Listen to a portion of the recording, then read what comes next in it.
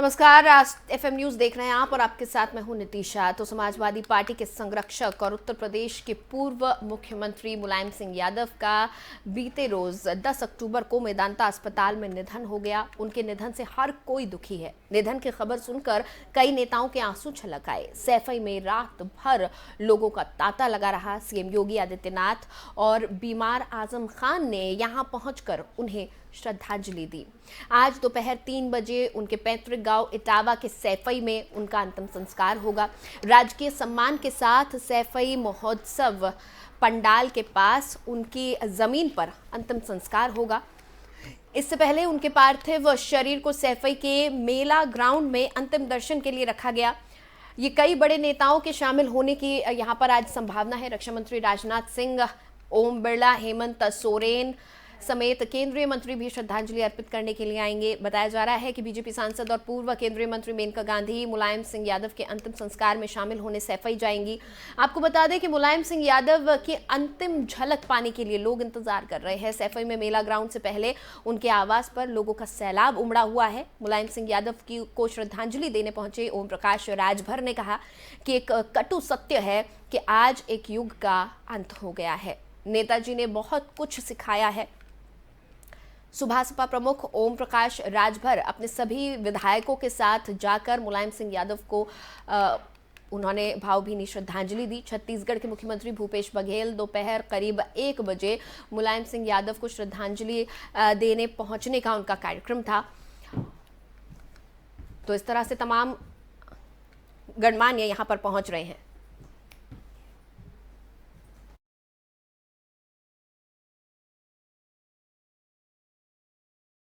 वक्त मेरे साथ आशुतोष जी जुड़ गए हैं, जो कि एफएम न्यूज के ग्रुप एडिटर हैं। उनसे हम बातचीत करेंगे। आशुतोष जी, उत्तर प्रदेश की राजनीति को आपने बहुत करीब से देखा है।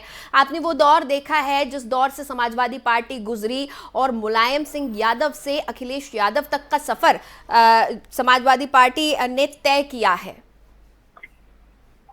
जी बिल्कुल नितिशा, ये समाजवादी पार्टी का उदय और संघर्ष दोनों ही धरती पुत्र मुलायम सिंह यादव ने यहाँ पे संभाला और एक बहुत खूबसूरत मोड़ दे करके अपनी गद्दी अपने पुत्र अखिलेश यादव को सौंपी। हालांकि ये एक इसका विषय है, लेकिन मैं इस बात पे जरूर बताना चाहूंगा कि जब जनता दल में धरती पुत्र मुलायम सिंह यादव थे, उसके बाद उन्होंने वहां पे एक समाजवाद पार्टी का नारा लिया, नाम दिया और समाजवादी पार्टी को स्थापित किया। 3 बार मुख्यमंत्री रहे, देश के रक्षा मंत्री रहे और दिग्गज राजनीतिक नेताओं में हिंदुस्तान के नाम और शोहरत पाई नेताजी ने।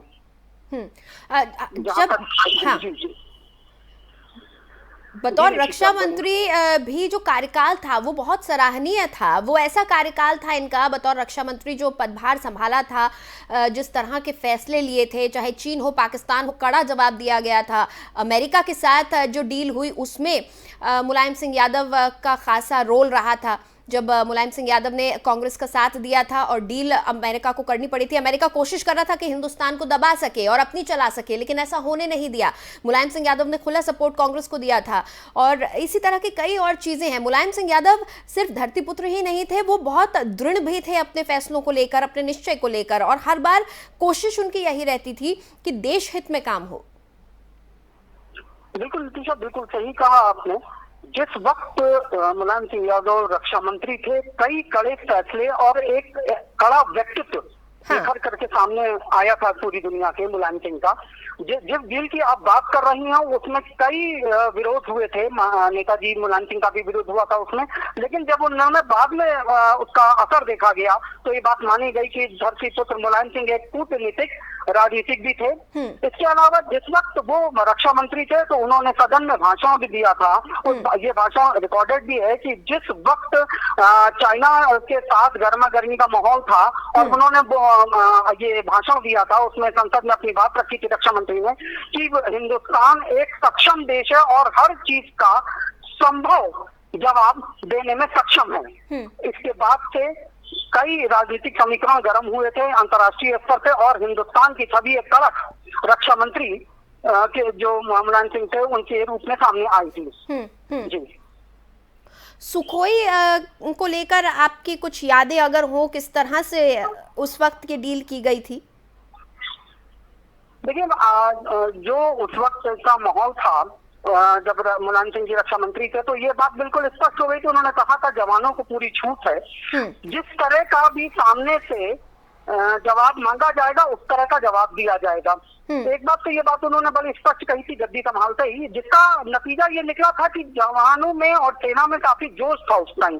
दूसरी बात, जिस टाइम मुलायम सिंह जी रक्षा मंत्री थे, उस टाइम सीमाओं पे कई 2-3 बार ऐसा माहौल अंदरूनी तौर से बना कि काफी गर्मागर्मी का माहौल रहा, लेकिन कूटनीतिक निर्णयों के चलते भारत की हमेशा जीत हुई और किसी भी युद्ध को सामना उस वक्त नहीं करना पड़ा।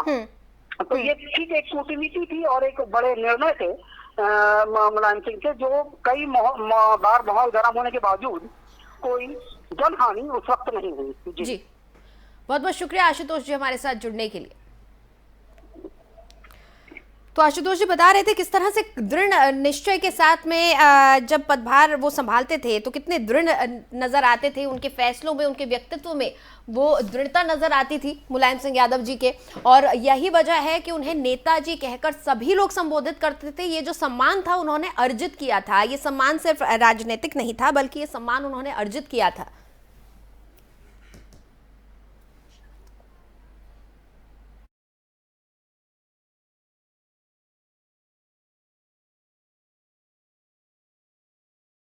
नेताजी का जो सियासी सफर है उसकी बात करें तो वो 3 बार यूपी के मुख्यमंत्री रहे हैं और देश के रक्षा मंत्री भी रह चुके हैं।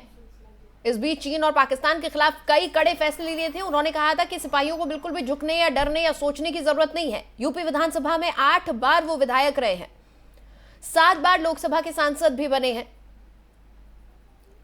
इसके अलावा अगर उनके सियासी सफर की बात करें तो एक बार वो यूपी विधान परिषद के सदस्य भी रहे, 3 बार यूपी के मुख्यमंत्री रहे हैं, देश के सबसे बड़े सूबे के मुखिया रहे हैं 3 बार, और देश के रक्षा मंत्री भी रह चुके हैं। तो कद देखिए, मुलायम सिंह यादव जी का जो कद था वो बहुत बड़ा था भारत की राजनीति में। एक वक्त ऐसा भी था जब वो प्रधानमंत्री बनने के प्रबल दावेदारों में से थे, हालांकि बन नहीं पाए थे कई कारणों की वजह से, लेकिन मुलायम सिंह यादव जी का भारत की राजनीति में कद बहुत ऊंचा था। और उत्तर प्रदेश में तो 3 बार वो मुख्यमंत्री रह चुके हैं। देश के सबसे बड़े सूबे का 3 बार मुखिया रहना अपने आप में मायने रखता है।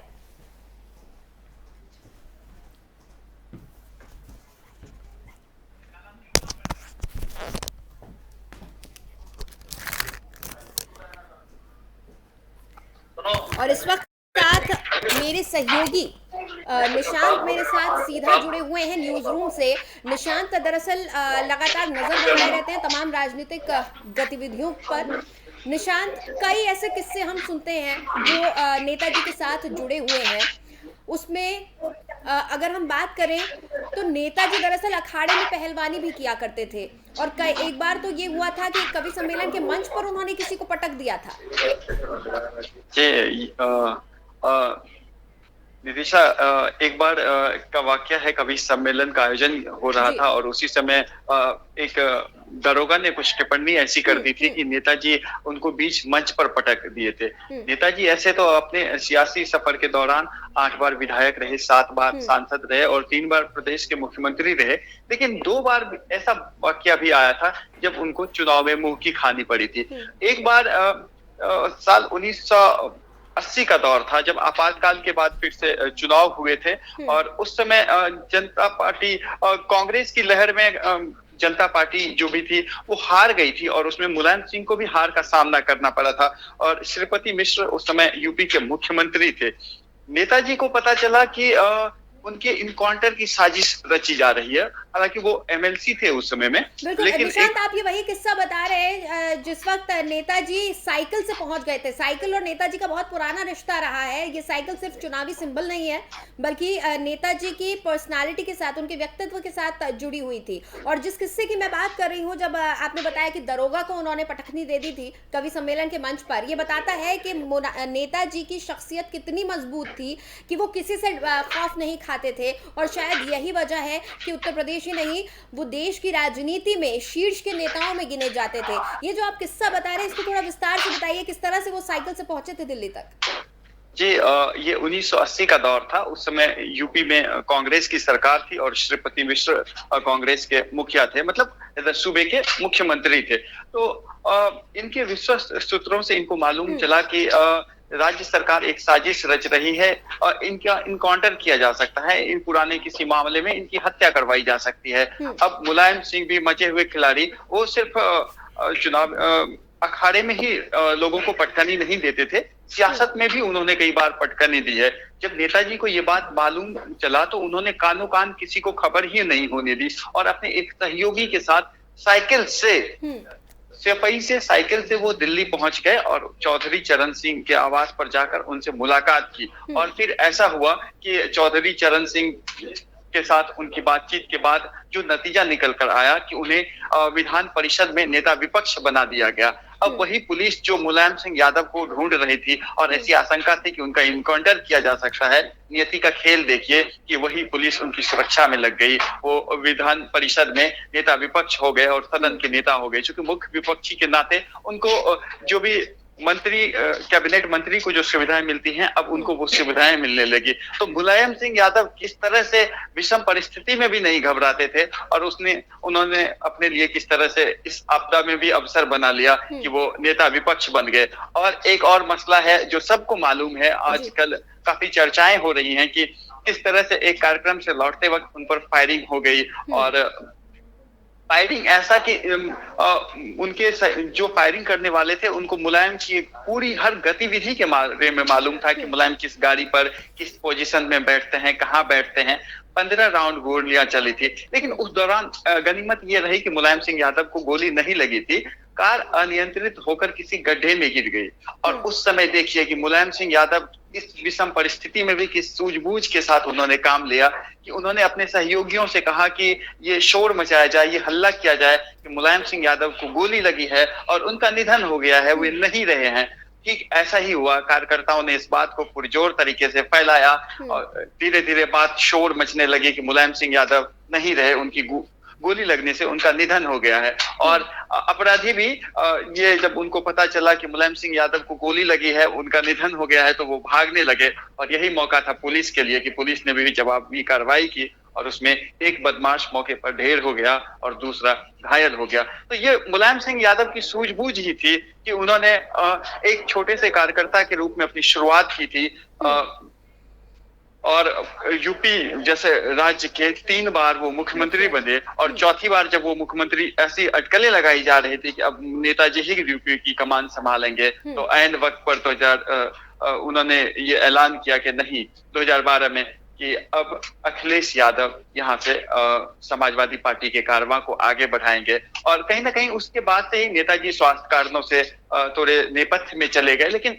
सक्रिय राजनीति से वो दूर नहीं हुए। हालांकि उम्र बाधा जरूर बनी और वो धीरे धीरे जो उनकी सक्रियता थी वो कम होने लगी, पार्टी में कम होने लगी। लेकिन वो कितने अनुशासित सिपाही थे कि हमने देखा कि पिछले बार जब संसद का सत्र चल रहा था, कई सारे ऐसे नवयुवक जो सांसद हैं वो भी सत्र से गायब रहते हैं, लेकिन नेताजी इस अवस्था में भी व्हील चेयर पर बैठकर वो संसद के सत्र में पहुंचे थे। तो वो यकीनन ये दिखाता है कि राजनीति के प्रति वो कितने समर्पित थे, एक समर्पित कार्यकर्ता थे और एक समर्पित नेता थे, जवाबदेह सांसद थे। और यही कारण है कि वो उनकी मिसालें दी जाती है, संसद में इनकी बातों को दोहराया जाता है। ये जो तमाम बातें हैं, इससे नेताजी की शख्सियत के बारे में पता चलता है कि वो एक बेहद जुझारू व्यक्ति थे, निडर थे, किसी से नहीं डरते थे, चाहे वो जब कार्यकर्ता थे तब की बात हो या फिर जब वो मुखिया बन गए या जब रक्षा मंत्री के पद पर वो बैठे हुए थे। बहुत बहुत शुक्रिया निशांत इस पूरी जानकारी के लिए।